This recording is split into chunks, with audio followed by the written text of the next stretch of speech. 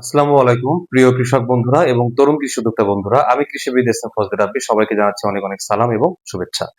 প্রিয় বন্ধুরা, বর্তমান সময়ে আপনারা জানেন যে এখন এপ্রিল মাসের 20 তারিখ চলছে। এরকম সময়ে বাংলাদেশের অনেক অঞ্চলে চাষীরা কিন্তু পাট চাষ করছেন। যেহেতু পাট চাষ নিয়ে আমি বেশ কিছু গুরুত্বপূর্ণ ভিডিও আগে করে দিয়েছিলাম, তাই ধারাবাহিকতায় বর্তমান সময়ে পাটের কিছু সমস্যা নিয়ে আজকের এই ভিডিওটি আমি করেছি। তো পাটের যে চারা অবস্থা বর্তমানে চলছে, কারো কারো চারার বয়স হয়তো 10-12 দিন হয়েছে, কারো কারো হয়তো ৩-৪ সপ্তাহ হয়ে গেছে। প্রায় ২০ দিন ২২ দিন অনেকের চারা বয়স হয়ে গেছে। তো আগে লাগিয়েছেন, কেউ পরে লাগিয়েছেন। তো এই চারা থাকাকালীন সময়ে কিন্তু পাটের চারার বেশ কিছু রোগ হতে পারে। সেই রোগবালাইগুলো নিয়ে আজকে আমরা একটু আলোচনা করব। তো আমরা একটু সংক্ষেপে ধারণা নেওয়ার চেষ্টা করব যে কি রোগ হতে পারে এবং কোন রোগ হলে আমরা কি ধরনের প্রতিরোধক বা প্রতিষেধক ব্যবস্থাগুলো নিতে পারি। তো রোগবালাই বলতে আমরা সাধারণত কয়েকটি গুরুত্বপূর্ণ পয়েন্ট একটু আলোচনা করি। একটা হচ্ছে পোকা, কি পোকা আক্রমণ হয়। দ্বিতীয় হলো ছত্রাকের আক্রমণ, অর্থাৎ যে রোগ বলে থাকি আমরা যাকে পচা রোগ বলে থাকি। তৃতীয় বিষয়টি হচ্ছে আগাছা। এটিও কিন্তু অত্যন্ত গুরুত্বপূর্ণ একটি বিষয়। এখন পাটে সাধারণত কি ধরনের পোকা আক্রমণ করে? দেখা যাচ্ছে পোকার মধ্যে বিশেষ করে আছে লেদা পোকার আক্রমণটা বেশ বেশি দেখা যায়। ঘোড়া পোকার আক্রমণ দেখা যায় বর্তমান সময়ে এসে। তারপরে এসে বিভিন্ন প্রকার জ্যাসিড, থ্রিপস এগুলোর আক্রমণ থাকে। আচ্ছা। এছাড়াও বিছা পোকার আক্রমণ দেখা যায়। এরকম অনেক ধরনের পোকা কিন্তু এ সময় এসে আক্রমণ করে থাকে। এবং এই পোকাগুলোর আক্রমণ সাধারণত কেমন হয়? দেখা যায় যে এ সময় তো কচি থাকে, পাতা কচি থাকে। এরকম ২ পাতা বা ৩ পাতা হয় চারা, এরকম থাকে বা ৪ পাতা হয়। এই কচি পাতা দেখবেন যে লেদা পোকা বা ঘোড়া পোকা এগুলো খেলে দেখবেন যে এই পাতার মাথা বা এই ডগার মাথা এগুলো কিন্তু খেয়ে ফেলে। এগুলো চিবিয়ে খেয়ে ফেলে। আবার দেখা যায় অনেক সময় লেদা পোকা কি করে এরকম ভিতরে এরকম দেখবেন ছিদ্র হয়ে জালের মধ্যে এরকম ছিদ্র হয়ে যায় মাঝখানে পাতা খেয়ে ফেলে। এগুলো করবে। বিছা পোকা এরকম পচা মানে কচি ডগা, কাণ্ড এগুলো কিন্তু খেয়ে ফেলতে পারে। তো এভাবে কিন্তু আপনার গাছের বিভিন্ন অংশ খেয়ে ফেলতে পারে এই পোকাগুলা, সেভাবে কিন্তু আপনার গাছের ক্ষতি করতে পারে।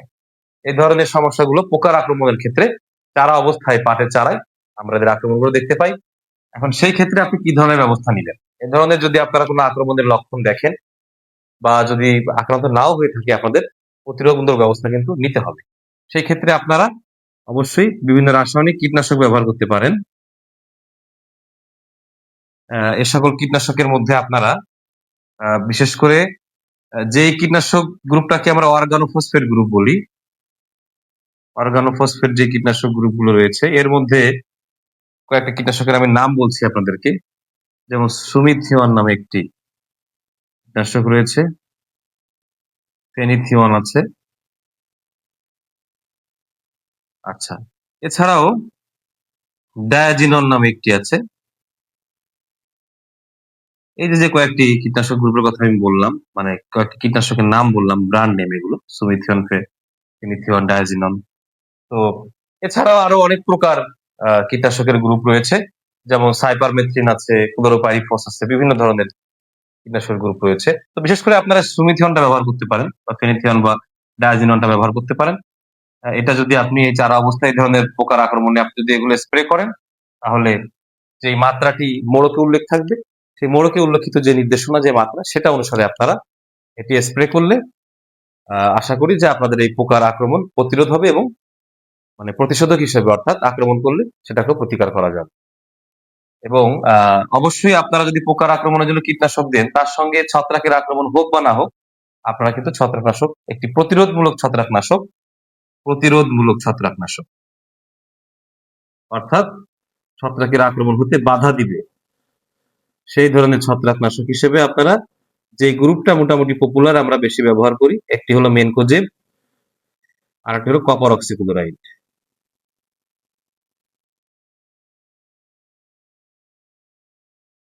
এই দুই ধরনের এই দুইটি গ্রুপের আমরা ছত্রাকনাশক ব্যবহার করতে পারি। যে কোনো একটি ৩ গ্রাম পার লিটার এই মাত্রায় আমরা এই যে কীটনাশকের যে মাত্রাটি থাকবে তার সঙ্গে আমরা এই দুটা যে কোনো একটি গ্রুপের যে কোনো একটি ব্র্যান্ডের ছত্রাকনাশকের ৩ গ্রাম পার লিটার একসাথে মিশিয়ে আমরা স্প্রে করে দিতে পারি। সেই ক্ষেত্রে ছত্রাকেরও আক্রমণ হওয়ার সম্ভাবনা কম থাকবে। এখন আসুন দেখি আমরা ছত্রাক ঘটিত কি রোগ সাধারণত হয়ে থাকে। যেমন এর মধ্যে উল্লেখযোগ্য আছে, একটি হচ্ছে আপনার যেমন হয় স্টেম রট আছে একটি, অর্থাৎ বাংলা যদি আমরা বলি গোড়া পচা।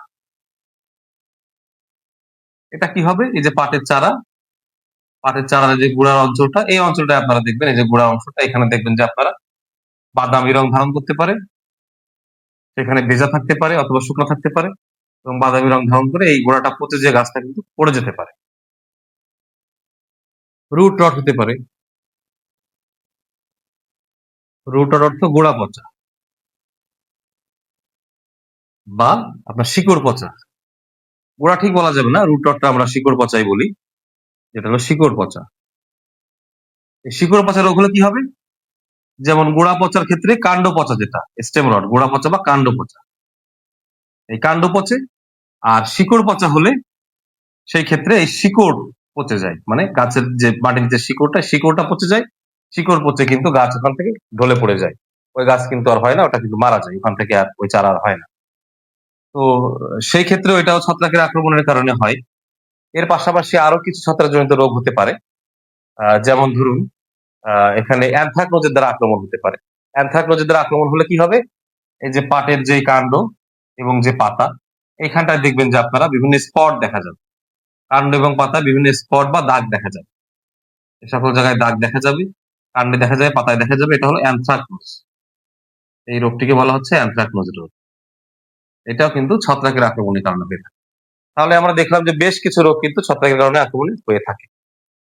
তাহলে এই ছত্রাকের আক্রমণ যেন না হতে পারে, সেই কারণে তো আমি বলেই দিয়েছি যে এরকম কীটনাশকের সাথে আপনারা মেনকোজেব বা কপার অক্সিক্লোরাইড গ্রুপের এই প্রতিরোধমূলক যে ছত্রাকনাশক, সেটি আপনারা 3 গ্রাম পার লিটার হারে আপনারা স্প্রে করবেন। আর যদি আপনাদের গাছ এরকম ছত্রাকের দ্বারা আক্রান্ত হয়েই যায়, সেই ক্ষেত্রে আপনারা মেনকোজেব প্লাস কার্বেন্ডেজিম গ্রুপের যেটি আছে,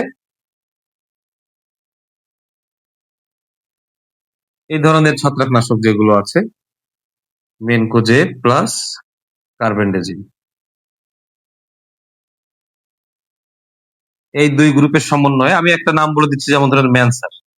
এরকম অনেক কোম্পানির অনেক নামই আছে, একটার নাম আমি বললাম এমনি। এই 2টা গ্রুপের সমন্বয়ে কম্বিনেশনে যেই ছত্রাকনাশক রয়েছে, সেই ছত্রাকনাশকটি আপনারা 3 গ্রাম পার লিটার এই মাত্রায় আপনারা ব্যবহার করবেন, যদি এই ধরনের কোনো রোগের আক্রমণ চারা অবস্থায় ঘটে থাকে। যারা ট্রাইকোডার্মা ব্যবহার করেছেন, আমি বারবারই বলেছিলাম যে আপনারা মাটিতে ট্রাইকোডার্মাটা দিয়ে নিবেন। তাদের ক্ষেত্রে কিন্তু এই পচা রোগের এবং প্লাস সে সঙ্গে পোকারও আক্রমণ হওয়ার সম্ভাবনা অনেক কম থাকে। বিশেষ করে এই ছত্রাকজনিত রোগের আক্রমণ প্রায় হয় না বলতে গেলে চারা অবস্থাতে, অনেক ভালো থাকে গাছগুলা। কিন্তু যারা সেটি করেননি, তারা অবশ্যই প্রতিরোধমূলক হিসেবে এই মেনকোজেব গ্রুপ বা কপার অক্সিক্লোরাইড গ্রুপের ছত্রাকনাশকটি আপনারা স্প্রে করে নিবেন। তা নাহলে কিন্তু আপনাদের পাতা, মানে গাছের পাতা এবং কাণ্ড এবং গোড়া যে কোনো সময় ছত্রাকের আক্রমণ হতে পারে, রোগের কারণে পচে নষ্ট হয়ে যেতে পারে। তো এই বিষয়গুলো আপনারা খেয়াল করবেন আশা করি। আর আক্রমণ করলে তখন আমি যে গ্রুপটি লিখে দিলাম, এই গ্রুপটি আপনারা ব্যবহার করতে পারেন। এর সাথে অল্টারনেট করে আপনারা এই কপার অক্সিক্লোরাইড গ্রুপের যেটা আছে, এটাও আপনারা স্প্রে করতে পারেন এই 3 গ্রাম পার লিটার এই মাত্রায়। তাহলে আপনাদের এই ছত্রাকজনিত যে রোগগুলো, এই সমস্যাগুলো থাকবে না। আচ্ছা, এখন আসুন আগাছার বিষয়। আগাছার আসলে শেষ নেই। পাটে কিন্তু প্রচুর পরিমাণে আগাছা হয়। বিশেষ করে একটা দেখি আমরা ঘাস জাতীয় আগাছা। এই আগাছা ঘাস জাতীয় হয়। একটা হয় শাক জাতীয়। মানে আগাছা দেখতেও অনেকটা এই পাট গাছের মতো দেখা যায়। মানে শাক জাতীয়, শাকের মতো দেখা যায় এরকম। তার মধ্যে চওড়া পাতার আগাছা আছে কিছু। আবার কিছু আছে চিকন পাতার আগাছা আছে। এরকম বিভিন্ন প্রকার আগাছা। এই আগাছাগুলো কিন্তু পাটের জমিতে আক্রমণ করে। সেই ক্ষেত্রে আপনারা কি ব্যবস্থা নিবেন? আচ্ছা, নতুন করে যাতে আগাছা না জন্মাতে পারে, অর্থাৎ আগাছার যে বীজ মাটিতে থাকে, সেই আগাছা জন্মাতে না পারে বা বীজগুলো নষ্ট হয়, সেজন্য আপনারা পেন্ডামিথালিন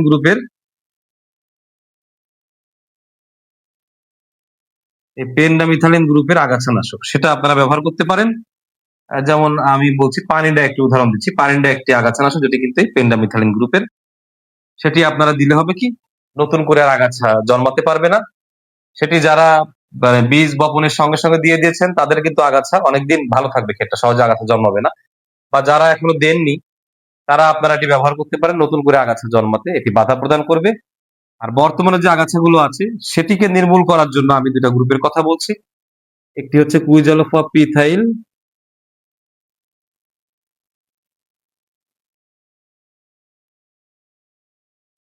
এই একটা গ্রুপ এবং এর সঙ্গে ইথক্সি সালফুরান।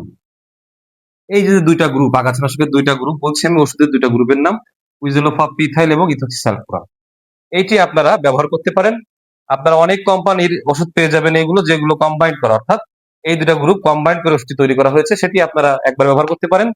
অথবা যদি সেটা না পান, তাহলে কুইজেলোফাপ পিথাইলের আলাদা একটি, মানে আলাদা ব্র্যান্ডের একটি আলাদা গ্রুপের ওষুধ এবং ইথক্সি সালফুরানের এই শুধুমাত্র এই গ্রুপের আলাদা ব্র্যান্ডের ওষুধ, এই দুটো আপনারা কম্বিনেশন করে ব্যবহার করতে পারেন। তার সঙ্গে অবশ্যই আপনারা এই পেন্ডামিথালিন গ্রুপের একটি ব্যবহার করবেন। তাহলে হবে কি, যে আগাছাগুলো বর্তমানে আছে সেইগুলো মারা যাবে এবং নতুন করেও আর আগাছা সহজে জন্মাতে পারবে না। এভাবে আপনারা আগাছাকে নিয়ন্ত্রণ করার চেষ্টা করতে পারেন। খুবই কঠিন কাজ আগাছাকে নিয়ন্ত্রণ করা, 100% করা তো খুবই টাফ। তারপর আমি মোটামুটি আশা রাখি যে আপনারা যদি এই অনুযায়ী ব্যবস্থা নেন, তাহলে মোটামুটি আপনারা 80% এর কাছাকাছি আপনারা আগাছাকে ট্যাকেল দিতে বা নিয়ন্ত্রণ করতে পারবেন।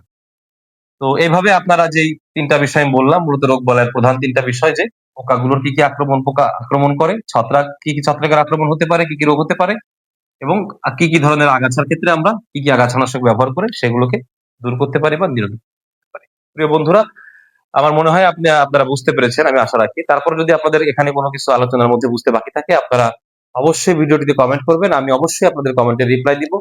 এছাড়াও আপনারা পাট চাষ জনিত অন্য যে কোনো বিষয়ে কমেন্ট করতে পারেন, আমি রিপ্লাই দিব, বা অন্য কোনো ফসল চাষের বিষয়ে বা নতুন কোনো বিষয়ে ভিডিও করার জন্য আপনারা বলতে পারেন, আমি সেটা আমল নিয়ে করার চেষ্টা করব। প্রিয় বন্ধুরা, যদি আজকের ভিডিওটি আপনাদের ভালো লেগে থাকে, তাহলে অবশ্যই এই ভিডিওটি লাইক করবেন, কমেন্ট করবেন, শেয়ার করে সবার মধ্যে ছড়িয়ে দিবেন।